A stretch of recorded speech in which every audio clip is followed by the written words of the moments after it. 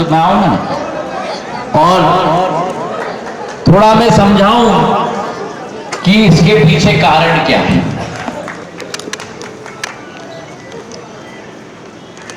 ये आपके सामने जो ज्योतिरादित्य सिंधिया खड़ा है, ये आपके सामने सिंधिया परिवार की तीसरी पीढ़ी खड़ी है और सिंधिया परिवार ने इस क्षेत्र में कभी भी राजनीति कभी नहीं की। सिंधिया परिवार ने अगर कुछ किया तो लोगों का दुख बांटा है, इस क्षेत्र का विकास किया है और इस क्षेत्र का भविष्य का नवनिर्माण किया। मैं आपसे पूछना चाहता हूं कि जब कोई व्यक्ति दुख बांटने के लिए आपके साथ खड़ा रहता है, जब कोई व्यक्ति विकास और प्रगति लाने के लिए उत्सुक रहता है, जब कोई व्यक्ति भविष्य का नवनिर्माण करने के लिए तैयार रहता है, तो वो व्यक्ति किसके लिए करता है? क्या वो व्यक्ति ये चीजें कभी राजनीति के लिए करेगा? क्या वो व्यक्ति ये चीजें अपने दिमाग से करेगा या दिल से करेगा? और वो व्यक्ति ये अगर करेगा तो केवल अपने परिजनों के लिए करेगा। तो वो रिश्ता क्षेत्र की जनता के साथ, आपके साथ, वो रिश्ता सिंधिया परिवार का है। और अगर वो रिश्ता सिंधिया परिवार का आप सबके साथ है, क्षेत्र की जनता के साथ है,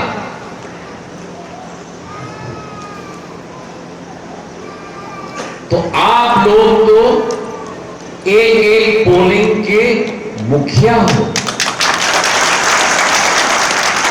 मुखिया मतलब क्या? अब उदाहरण मैं आपको देता हूं। जब छत्रपति शिवाजी महाराज थे, छत्रपति शिवाजी महाराज के साम्राज्य में 225 किले थे और मराठी में कहा जाता है गढ़ किला। जैसे हमारे गांव में कभी कभी सूरजगढ़ होता है, पनारगढ़ होता है, तो महाराष्ट्र में कहा जाता है गढ़ किला। और छत्रपति शिवाजी महाराज के 225 गढ़ किलों का एक एक सेनापति होता था। अब आप ये मान लो कि भितरवार में हमारे 266 किले हैं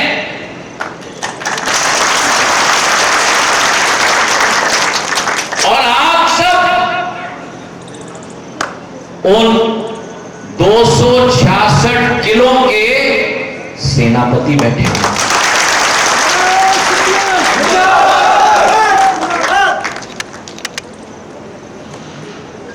और इसलिए हम लोग कहते हैं कि किले की हिफाजत कौन करेगा? अरे ऊर्जा कहां गई भैया? सब ऐसे कौन करेगा? देखो दादा की ऊर्जा देखो भैया। थोड़ा इनकी तरह सब लोग कौन करेगा? अभी दादा की तरह नहीं किया, अब एक और चांस दूंगा मैं। कौन करेगा? ये हुआ ना। क्यों? क्योंकि भारतीय जनता पार्टी में कहा जाता है कि बूथ जीता तो चुनाव जीता। भारतीय जनता पार्टी में नेता महत्वपूर्ण नहीं है। भारतीय जनता पार्टी में मंत्री संतरी तंत्री मजबूत नहीं है। भारतीय जनता पार्टी में मेरा कार्यकर्ता मजबूत है। बूथ जीता तो चुनाव जीता। मेरा बूथ, अरे दोबारा ऊर्जा से, मेरा बूथ, मेरा बूथ, मेरा बूथ। अरे वहां क्यों नहीं हाथ उठा रहे हैं? चलो दादा, डब्बे को देखना बंद करो। मेरा बूथ, मेरा बूथ, मेरा बूथ, बूथ जीता, बूथ जीता।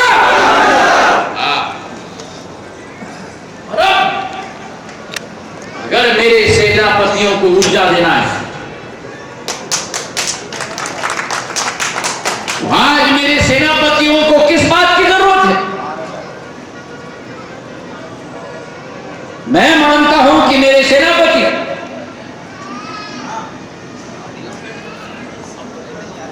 पद के लिए नहीं घूम रहे हैं। मेरे सेनापति को कुर्सी की लालसा नहीं है।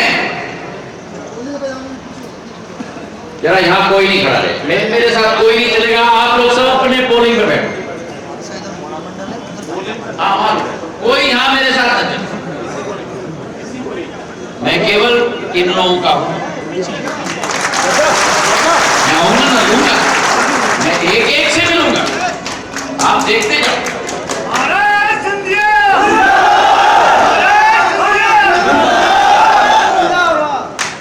मेरे सेनापति मेरे लिए सबसे महत्वपूर्ण। और मेरा कार्यकर्ता को पद की लालसा नहीं है, कुर्सी की लालसा नहीं है। पर मेरे कार्यकर्ता और मेरे सेनापति को क्या चाहिए? मेरे कार्यकर्ता और मेरे सेनापति को तीन चीज चाहिए। क्या है वो तीन चीज? बैठ जाओ, बैठ जाओ, बैठ जाओ, आराम से बैठो। पहली चीज, मेरे कार्यकर्ताओं को बाद में डब्बा बंद करो डब्बे। ये डब्बा बड़ा मुसीबत है। पर डब्बे को उठाओ तो मुसीबत, ना उठाओ तो मुसीबत। ये डब्बा बना है दुनिया में हमें मदद करने के लिए। डब्बा हमारा नौकर है, लेकिन हम डब्बे के नौकर बनते हैं। घरवाली का फोन आया, नहीं उठाया तो मरे। अगर बच्चे का फोन आया तो नहीं उठाए तो मरे। अगर माता पिता का फोन ना आए तो न उठाए तो मरे।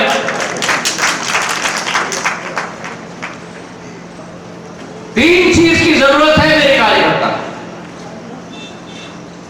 मेरी आंखें बड़ी तीखी हैं भैया। डब्बा बंद करो। जब दूरसंचार मंत्री में था, मैं ये डब्बा लेके आया। अब वो मैं ड्रोन लेके आ गया हूं नागर विमानन मंत्री के रूप में। तो तीन चीज की जरूरत है। कुर्सी लेके बैठ जाओ।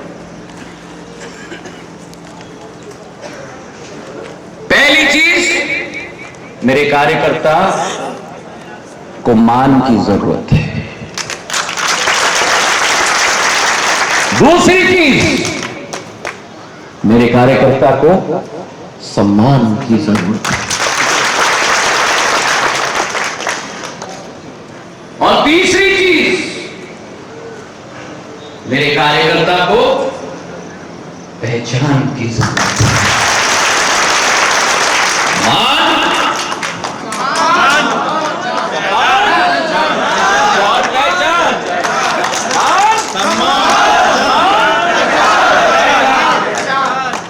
अगर सेनापति को मान मिल जाए, अगर सेनापति को सम्मान मिल जाए, अगर सेनापति को पहचान मिल जाए, सेनापति अपना जी जान लगा देगा।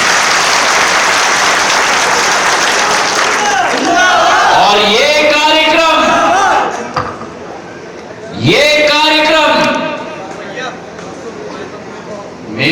सेनापति को मान, सम्मान और पहचान देने वाला कार्यक्रम। एक और बात मैं आपसे कहना चाहता हूं,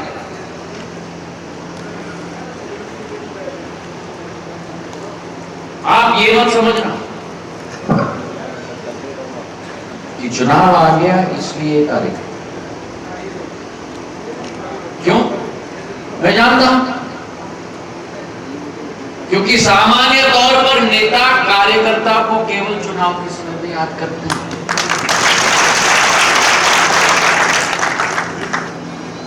मैं बहुत स्पष्ट बोलने वाला व्यक्ति हूं। ये कार्यक्रम आपका और हमारे रिश्ते की शुरुआत है, और ये मैं आपको विश्वास दिलाता हूं कि जितनी मेहनत आप करोगे इस संबंध बनाने को, उससे 10 गुना ज्यादा मेहनत मैं करूंगा इस संबंध को बरकरार।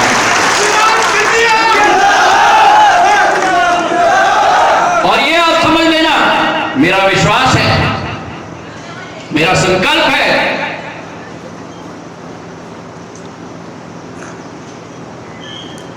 और मेरा कसम है आप लोगों को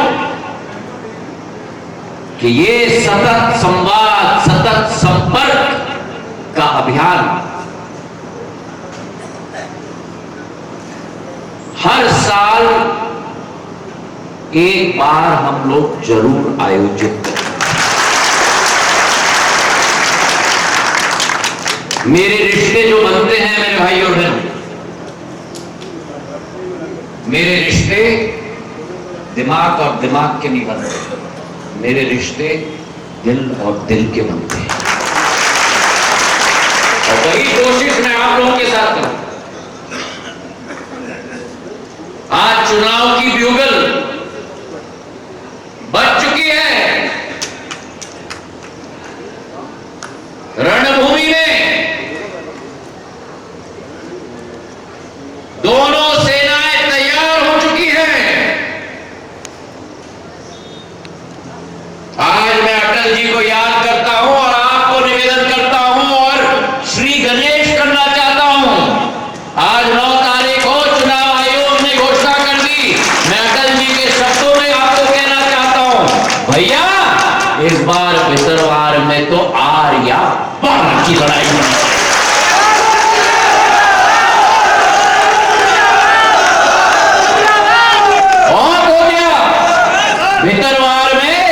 भितरवार को खोखले बनाने वाले लोगों को दरवाजा हमको और आपको मिलकर दिखाना होगा। तैयार हो? तैयार हो? और मैं आपसे निवेदन करना चाहता हूं, एक निवेदन मेरे सारे पोलिंग बूथ के कार्यकर्ताओं से मिला है और एक अलग निवेदन मेरा सभी पन्ना प्रभारियों के साथ है, क्योंकि मेरा पोलिंग का कार्यकर्ता और मेरा पन्ना प्रभारी हाथ में भारतीय जनता पार्टी का कमल का फूल का झंडा।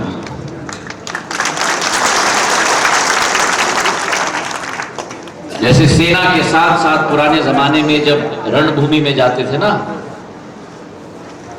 झंडादार होता था व्यक्ति, जिसका काम होता था गोली भी लग जाए पर झंडा बरकरार है।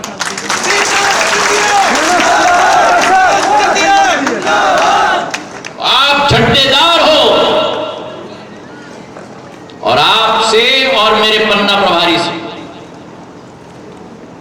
मैं कुछ अपने दिमाग में जो विचारधारा है आपके समक्ष रखना चाहता हूं। क्यों?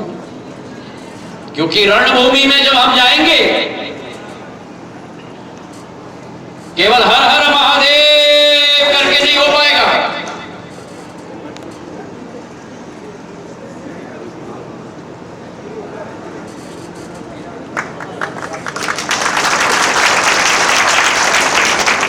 मार्ग प्रशस्त करना होगा, दिन दिन की नीति बनानी होगी, उस तरफ देखकर, उनकी नीति देखकर अपनी नीति को भी परिवर्तित करना होगा।